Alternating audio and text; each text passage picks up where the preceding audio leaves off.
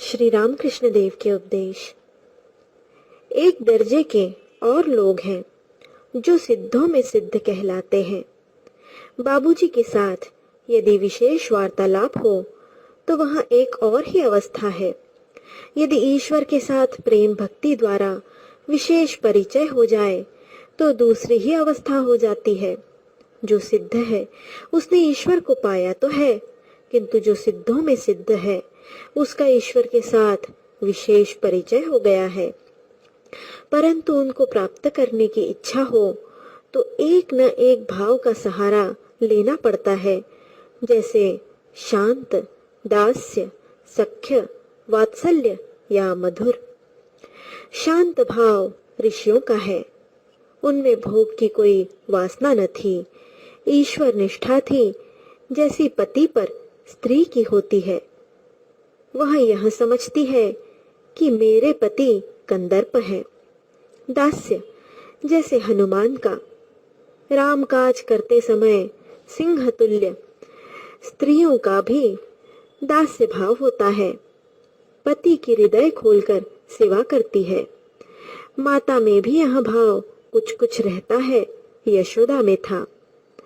सख्य मित्र भाव, आओ पास बैठो। सुदामा आदि श्री कृष्ण को कभी जूठे फल खिलाते थे, कभी कंधे पर चढ़ाते थे। वात्सल्य जैसे यशोदा का, स्त्रियों में भी कुछ कुछ होता है। स्वामी को खिलाते समय मानो जी काढ़ कर रख देती है। लड़का जब भरपेट भोजन कर लेता है तभी माँ को संतोष होता है। यशोदा कृष्ण को खिलाने के लिए मक्खन हाथ में लिए घूमती फिरती थी। मधुर जैसे श्री राधिका का, स्त्रियों का भी मधुर भाव है। इस भाव में शांत, दास्य, सख्य, वात्सल्य सब भाव हैं।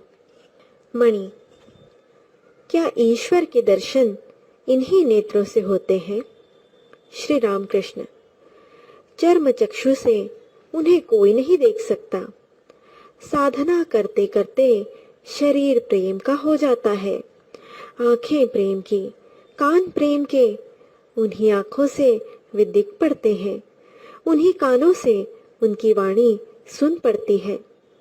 और प्रेम का लिंग और योनि भी होती है। यह सुनकर मणि खिलखिलाकर हंस पड़े। श्री रामकृष्ण जरा भी नाराज न होकर फिर कहने लगे, श्री रामकृष्ण, इस प्रेम के शरीर में आत्मा के साथ रमण होता है। मणि फिर गंभीर हो गए। श्री रामकृष्ण, ईश्वर को बिना खूब प्यार किए दर्शन नहीं होते। खूब प्यार करने से चारों ओर ईश्वर ही ईश्वर दिखते हैं। जैसे पीलिया हो जाता है, उसे चारों ओर पीला दिखाई पड़ता है। तब मैं वही हूँ यह बोध भी हो जाता है। मतवाले का नशा जब खूब चढ़ जाता है तब वह कहता है, मैं ही काली हूँ। गोपियां प्रेमोन्मत्त होकर कहने लगी, मैं ही कृष्ण हूँ। दिन रात उन्हीं की चिंता करने से चारों ओर वे ही दिख पड़ते हैं। जैसे थोड़ी देर दीप शिखा की ओर ताकते रहो तो फिर चारों ओर सब कुछ शिखामय ही दिखाई देता है। मणि सोचते हैं कि वहां शिखा तो सत्य शिखा है नहीं। अंतर्यामी श्री रामकृष्ण कहने लगे, चैतन्य की चिंता करने से कोई अचेत नहीं हो जाता।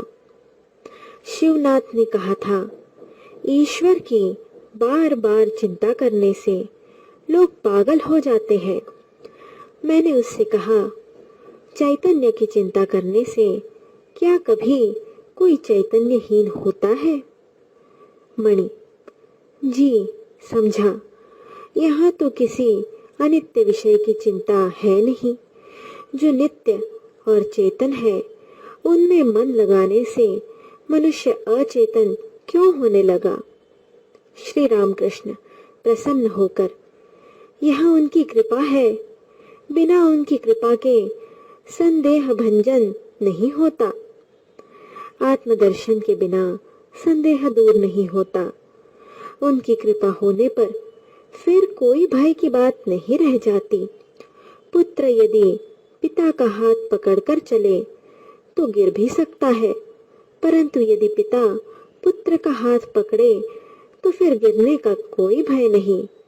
वे यदि कृपा करके संशय दूर कर दें और दर्शन दें तो फिर कोई दुख नहीं, परंतु उन्हें पाने के लिए खूब व्याकुल होकर पुकारना चाहिए, साधना करनी चाहिए, तब उनकी कृपा होती है। पुत्र को दौड़ते हाँफते देखकर माता को दया आ जाती है। माँ छिपी थी, सामने प्रकट हो जाती है। मणि सोच रहे हैं, ईश्वर दौड़ धूप क्यों कराते हैं?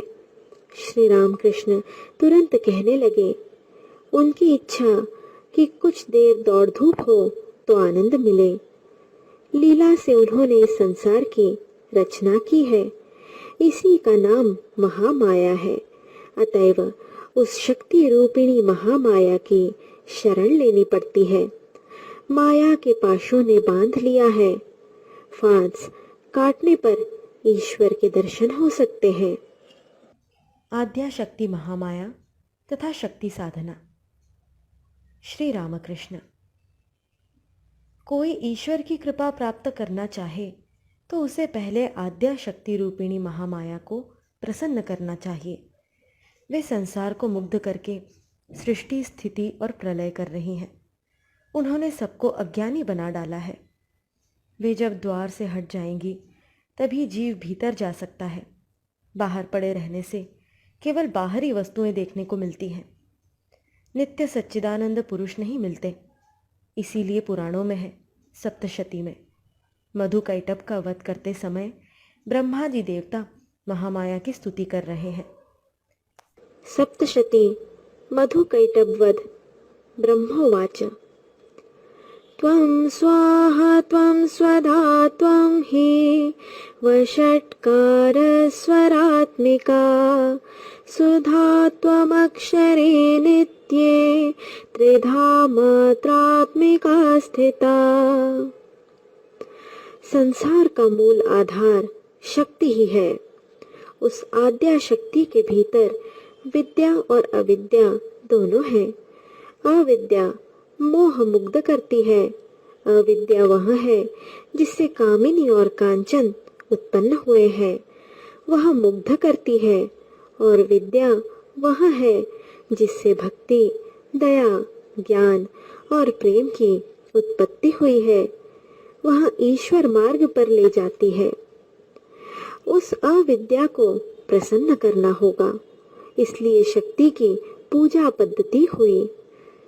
उन्हें प्रसन्न करने के लिए नाना भावों से पूजन किया जाता है, जैसे दासी भाव, वीर भाव, संतान भाव।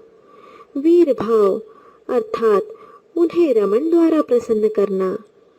शक्ति साधना सब बड़ी विकट साधनाएं थी, दिल लगी नहीं। मैं माँ के दासी भाव से और सखी भाव से 2 वर्ष तक रहा, परंतु मेरा संतान भाव है। स्त्रियों के स्तनों को मात्र स्तन समझता हूँ। लड़कियां शक्ति की एक एक मूर्ति हैं। पश्चिम में विवाह के समय वर के हाथ में छुरी रहती है। बंगाल में सरौता अर्थात उस शक्ति स्वरूपिणी कन्या की सहायता से वर माया पाश काट सकेगा। यह वीर भाव है। मैंने वीर भाव से पूजा नहीं की, मेरा संतान भाव था। कन्या शक्ति स्वरूपा है। विवाह के समय तुमने नहीं देखा, वर अहमक की तरह पीछे बैठा रहता है, परंतु कन्या निशंक रहती है। ईश्वर लाभ करने पर उनके बाहरी ऐश्वर्य, संसार के ऐश्वर्य को भक्त भूल जाता है। उन्हें देखने से उनके ऐश्वर्य की बात याद नहीं आती।